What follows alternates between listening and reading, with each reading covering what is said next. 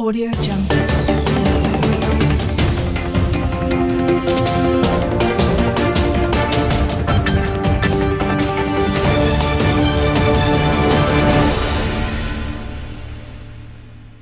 Joseph Utsef, brief counsel on the flood situation in Nigeria, with particular emphasis on the Maiduguri flooding. And we can recall that on the 10th of September 2024, there was a heavy downpour which resulted to flooding in the country, and in particular, the Maiduguri flooding. And this was as a result of an overflow of one of the components of Alau Dam, which is situated in the Alau community of Borno State. This particular dam was constructed between the year 1984 and completed in the year 1986,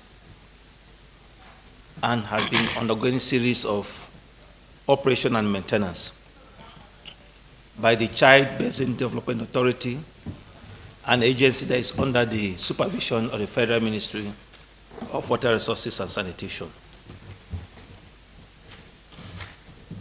So in 2022, there was a problem with one of the dikes that forms part of the component of the dam. And the ministry now wrote to the chairman, Senate Committee on Water Resources and House Committee on Water Resources, and that of House Committee on Appropriation for intervention, as it was lacking adequate funding in the year 2022.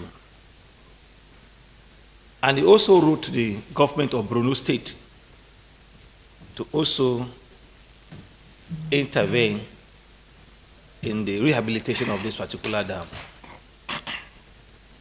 And the Borno State government accepted, and now also invited the Northeast Development Commission to come in, which they graciously accepted and wrote to the ministry, and the ministry gave them a go-ahead. And that process is ongoing. This dam was actually constructed for the purpose, about 38 years ago, for the purpose of water supply, irrigation, and flood control. So when this happened, the ministry, among other high delegations that went there, I led the delegation of the Ministry of Water Resources to that place, and we examined what is on ground. And we are now going to reassess the true integrity of that dam to come up with a detailed design so that an overhaul of that particular dam will be reconstructed for its expansion. Also, the managers of Lado Dam in Cameroon, which we normally discuss with them on a yearly basis, made us to understand that the Lado Dam has to be open, and there was that agreement. And we agreed that about 100 cubic meters of water can be released from 17th of September to 24th of September, spanning from 100 to 1,000 cubic meters over the 7 days.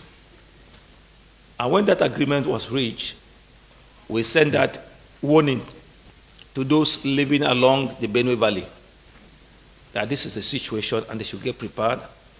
And those that are living along the flood plain areas should relocate. We are now working making recommendations. And one of the recommendations is the construction of Dasa Hausa Dam along that trough, which will not only comb the menace of flooding, but will also be useful in water supply, irrigation, and hydropower generation. Today, the Federal Executive Council have constituted a committee to look into not only the Alau Dam, but other dams in the country, to reassess them and come up with recommendations that will solve the challenge of flooding, and also putting into use the available dams we have. Today again, Nigeria has joined the rest of the world in celebrating the World Rivers Day, which is very critical, which is normally carried out on the 22nd of September every year. But the 22nd of September for this year falls on the Sunday, which is a work-free day. And because of that, we've moved it to today. And I'm happy to inform that today Nigeria is celebrating, has joined the rest of the world in celebrating the World Rivers Day. The activity is ongoing. There was a press briefing in the morning, and we have gone to Jabi Lake for the tree planting and symbolic cleaning of the river. The theme of today, this year's celebration, is the incredible natural, cultural, and recreational values of rivers and streams in our communities, which we are celebrating on a sub-theme, protect our rivers from pollution. So those are the activities that we are briefed today. Thank you. For that beautiful question was Bao.